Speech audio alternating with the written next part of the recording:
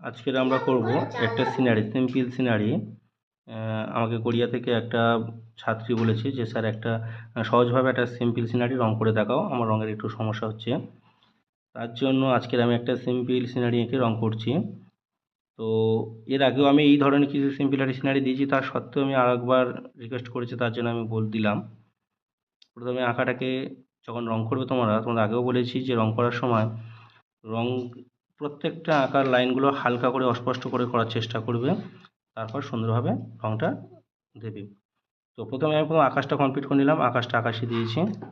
আকাশি দেওয়ার পরে আমি আস্তে আস্তে গাছের দিকে চলে যাব, কারণ প্রথম গাছটা করে নিলে কী হয়, ছবিটা দেখতে সুন্দর লাগে বা কতটা আমি ডিপ লাইট করব সেটা আমি বুঝতে সুবিধা হয়। তার জন্য প্রথমে লেমন ইয়েলো, তারপর লাইট গ্রিন, তারপর আমি দেবো ডিপ গ্রিন। এবার গাছটা করার পরে এবার তোমরা চাইলে গাছটাকে কিছু শ্যাডো মানে নিচের দিকে কিছু পাতা তোমরা ডিপলি করতে পারো, বাট যেহেতু প্রথম শিখছে আমার সেই ছাত্রী, তার জন্য আমি হালকাভাবে করেছি। তোমরা চাইলে এখানে ডিপ নীল বা পুসিয়ান ব্লু তোমরা একটুখানি দিয়ে পাতাটা দেখাতে পারো। যাই হোক, কাজটা কমপ্লিট করা হয়ে গিয়ে আমি দিগন্তরেখা সেরে নিলাম। নেওয়ার পরে এবার কি আমি ঘরের চালের দিকে চলে যাব আস্তে আস্তে।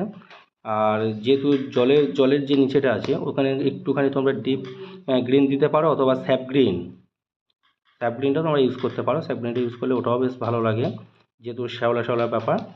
ঘরের চালে আমি ইয়েলো, অরেঞ্জ এবং রেড তিনটে ইউজ করেছি।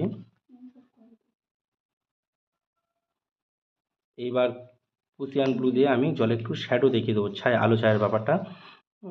আলো ছায়ার ব্যাপারটা করে দিলে কি হয়, জলটা সুন্দর, এবং তোমরা চেষ্টা করো জলটা পুরোটা না করার।